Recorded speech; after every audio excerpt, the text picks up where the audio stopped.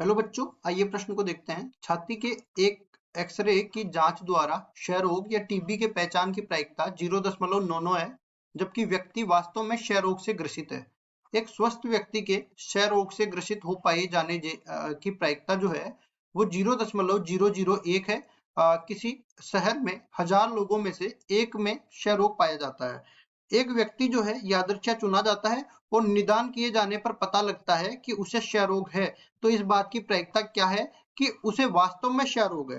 प्रश्न को हल करने से पहले इसकी मुख्य अवधारणा के बारे में चर्चा कर लेते हैं। मुख्य अवधारणा, तो देखिए सबसे पहली चीज हम लोग ये बता देते हैं, जब भी हम इस तरह से अपने पास आते हैं, एक घटना घटित हो चुकी है ये ज्ञात है और दूसरी घटना घटित हो रही है, तो यहाँ पे हम लोग बेज प्रमेय लगा देते हैं। बेज प्रमेय, बेज प्रमेय का देखो पहले तो मैं कथन लिख देता हूँ। कथन में इस तरह से मैं बोलता हूँ, दो घटनाएं घटित हो रही है और उसमें से एक घटना उन दोनों में उभयनिष्ठ है। जैसे मैं बोलूं कि मैं प्रायिकता निकाल रहा हूँ कि एक घटित हो चुकी है, तब E1 के घटित होने की प्रायिकता है, तो ये बराबर हो जाएगी। पहले अपने पास एक E1 घटित हुई है और उसके बाद ए घटित होने की प्रायिकता, और इससे गुणा कर देंगे हम लोग E1 के घटित होने की प्रायिकता को। और इसमें भाग किसका लगेगा? भाग एक बार तो जो है अपने पास जब E1 घटित होती है तब ए घटित हो चुकी E1 घटित हो चुकी है तब ए के घटित होने की प्रायिकता, इसको गुणा कर देंगे E1 के घटित होने की प्रायिकता के, और इस तरह से अपने पास दो घटनाएं घटित होती है E1 और E2। तो पहले तो मैं देखो ये बेज प्रमेय का जो सूत्र है ना ये लिख रहा हूँ। सवाल को तो मैं अच्छे से समझाने वाला हूँ। यहाँ पे देखो इस तरीके से ये सूत्र मैंने लिख दिया।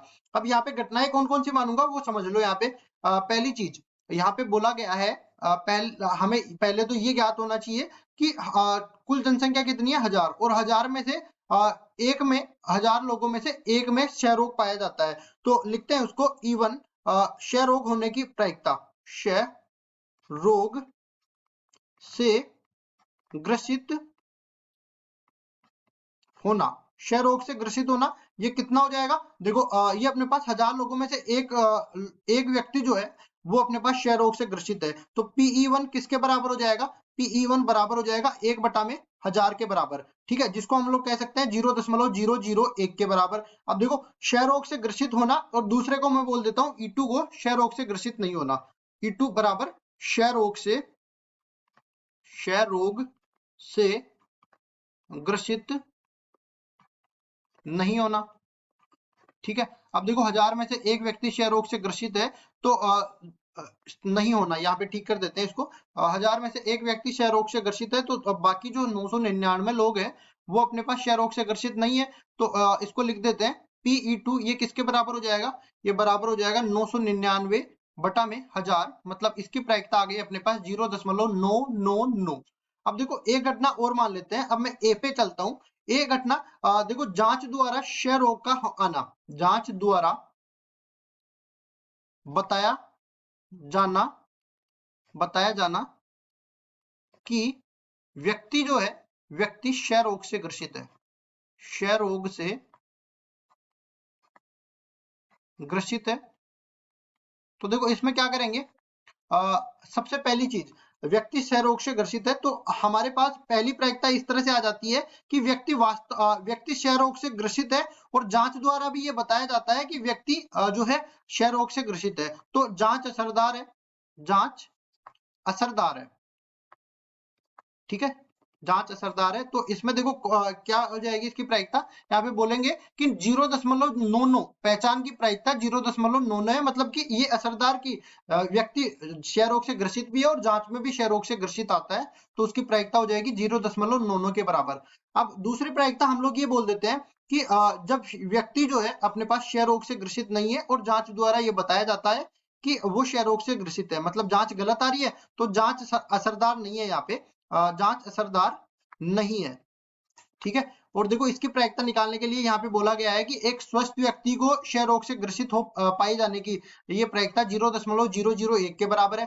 तो ये बराबर आ गई 0.001। अब उसके बाद देखो हमें प्रायिकता क्या निकालनी है कि जांच द्वारा तो व्यक्ति क्षय रोग से ग्रसित आना चाहिए, और बाद में ये है कि वो वास्तव में क्षय रोग से ग्रसित होना है।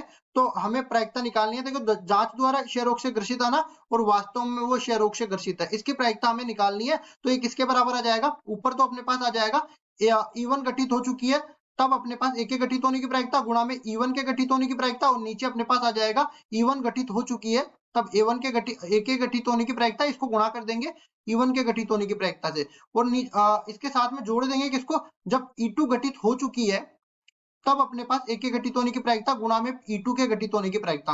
अब इसको आगे सरल करते हैं। देखिए ये अपने पास आ जाएगा कि देखो जांच द्वारा व्यक्ति के रोग से ग्रसित होने की प्रायिकता, ये घटना घटित हो चुकी है और वास्तव में वो जो है रोग से ग्रसित है, इसकी प्रायिकता हमें निकालनी है। तो ऊपर तो अपने पास क्या आ जाएगा 0.99, जिसको इसको एक बार तो इसी तरह लिख लेते हैं, ये गुणा हो जाएगा PE1 से, और PE1 किसके बराबर है 0.001 के बराबर है। तो इसको भी लिख देते हैं 0.001। नीचे अपने पास क्या आ जाएगा, नीचे एक बार तो यही आ जाएगा 0.99 गुणा में 0.001, और प्लस में आगे क्या आ जाएगा PE2, इसकी प्रायिकता 0.999 है, तो इसको भी लिखते हैं 0.999, और इसके गुणा में आ जाएगा जब अपने पास जांच असरदार नहीं है, मतलब 0.001, तो 0.001।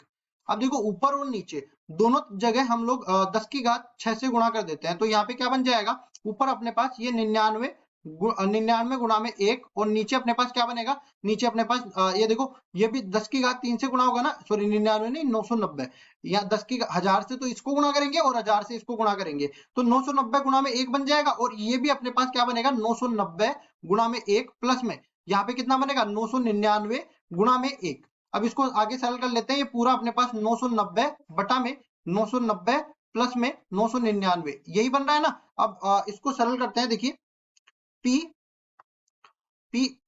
A घटित हो चुका है, तब E1 के घटित होने की प्रायिकता यहाँ पे किसके बराबर आ जाएगी, ये देखो इसको जोड़ देते हैं। पहले तो ऊपर तो अपने पास 990 बच गया, और नीचे अपने पास देखो पहले इकाई स्थान पे 9 आ गया, और 9 9 18, यहाँ पे 8 आ गया, और एक हासिल बच गई, फिर 9 9 18 और एक 19, 1989 बन गया। अब देखिए इसमें देखो दोनों के अंकों का योग 9 करेंगे, अंकों का योग करेंगे तो 9 से भाज्य होगा, तो यहाँ पे ये 9 से विभाज्य हो जाएगा, ये 9 से विभाज्य है।